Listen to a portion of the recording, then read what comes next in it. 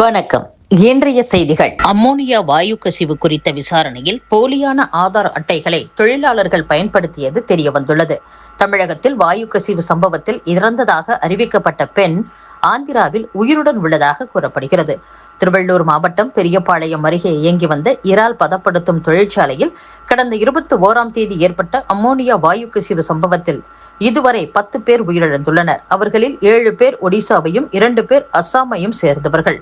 உயிரிழந்தவர்களின் உடல்கள் அவர்களது உறவினர்களிடம் ஒப்படைக்கப்பட்டன. இந்த சம்பவத்தில் அரசு விசாரணையில் பல தொழிலாளர்கள் போலியான ஆதார் அட்டைகளை பயன்படுத்தி வேலை செய்து வந்த மோசடி அம்பலமாகியுள்ளது. தமிழகத்தில் வாயு கசிவு சம்பவத்தில் இறந்துவிட்டதாக அறிவிக்கப்பட்ட பெண் ஆந்திராவில் உயிருடன் உள்ளார் என்று தகவல் வெளியாகி பரபரப்பை ஏற்படுத்தியது.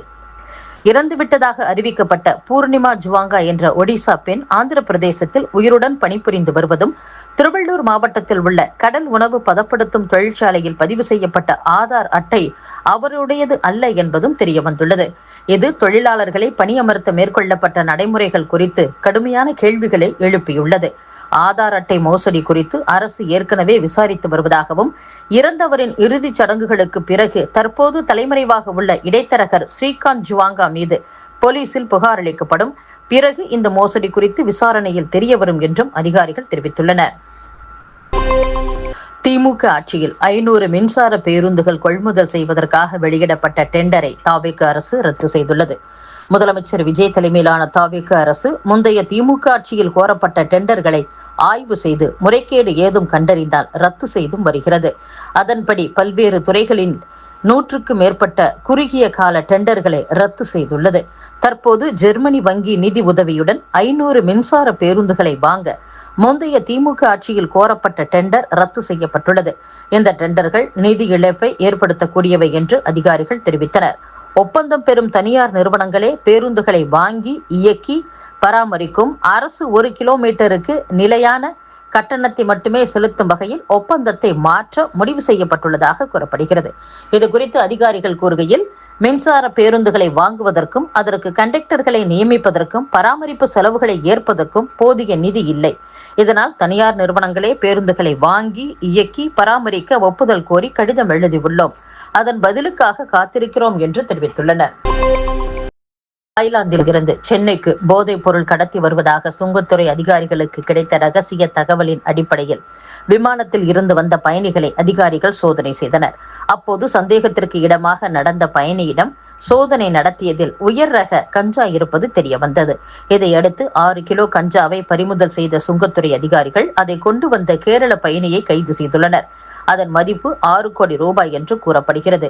போதைப் பொருள் எங்கிருந்து வந்தது, எப்படி கிடைத்தது என்பது குறித்து அதிகாரிகள் விசாரணை மேற்கொண்டு வருகின்றனர். இதேபோல சுமார் 53 லட்சம் ரூபாய் மதிப்புடைய தங்க பசை வெளிநாட்டில் இருந்து சென்னைக்கு கடத்தி வரப்பட்டது சுங்கத்துறை ஊழியர்களின் ஆய்வில் தெரியவந்துள்ளது. விசாரணையில் சென்னை விமான நிலைய ஊழியரே துபாயில் இருந்து 414 கிராம் தங்க பசையை கடத்தி வந்தது தெரியவந்துள்ளது. இதனுடைய மதிப்பு 53 லட்சம் ரூபாய் என்று தெரிவிக்கப்பட்டுள்ளது. அவரையும் சுங்கத்துறை அதிகாரிகள் கைது செய்து விசாரணை மேற்கொண்டு வருகின்றனர். தொகுதி 1 தேர்வு அறிவிப்பு இளைஞர்களை ஏமாற்றியுள்ளது என்று பாமக தலைவர் அன்புமணி ராமதாஸ் தெரிவித்துள்ளார்.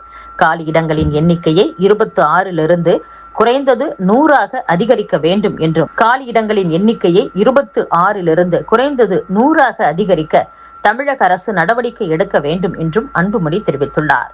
தமிழக அரசு துறைகளுக்கு துணை ஆட்சியர் உள்ளிட்ட முதல் தொகுதி பணிகளுக்கான ஆழ்தேர்வு அறிவிக்கையை டிஎன்பிஎஸ்சி எனப்படும் தமிழ்நாடு அரசு பணியாளர் தேர்வாணையம் வெளியிட்டிருக்கும் நிலையில் அதை ஆவலுடன் எதிர்பார்த்திருந்த தேர்வர்கள் அதிர்ச்சியும் ஏமாற்றமும் அடைந்துள்ளனர். சுமார் 2 லட்சம் இளைஞர்கள் எழுதக்கூடிய இந்த தேர்வுகளுக்கான காலியிடங்களின் எண்ணிக்கை அண்மை காலங்களில் இல்லாத அளவுக்கு வெறும் 26ஆக குறைக்கப்பட்டிருப்பதுதான் இந்த அதிர்ச்சிக்கு காரணமாகும். தமிழகத்திலிருந்து 3 லட்சம் கோடி ரூபாய் முதலீடுகள் வெளியேறியதாக கூறுவது பொய் குற்றச்சாட்டு என்று திமுகவை சேர்ந்த முன்னாள் அமைச்சர் ராசா தெரிவித்துள்ளார். லஞ்சம், அனுமதி அளிக்க தாமதம் போன்ற காரணங்களால் கடந்த திமுக ஆட்சியில் 3.30 லட்சம் கோடி ரூபாய் முதலீடுகள் தமிழகத்திலிருந்து வெளியேறிவிட்டன என தொழில்துறை அமைச்சர் கீர்த்தனா கூறினார். இதற்கு ராசா அளித்துள்ள பதிலில், செமி கண்டக்டர் நிறுவன முதலீடு தானாக குஜராத் செல்லவில்லை. மத்திய அரசால் திட்டமிட்டு தமிழகத்திலிருந்து பறிக்கப்பட்டது.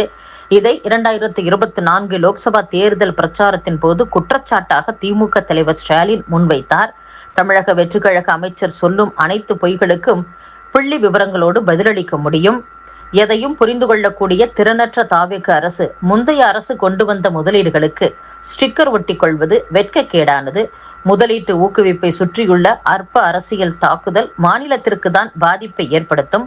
புதிய ஆட்சியாளர்கள் இதை உணர்ந்து அரசியல் வாதத்தில் வெற்றி பெற பல முதலீட்டாளர்களின் பெயர்களை சேற்றில் இழுத்து விடாமல் இருப்பர் என நம்புகிறேன்.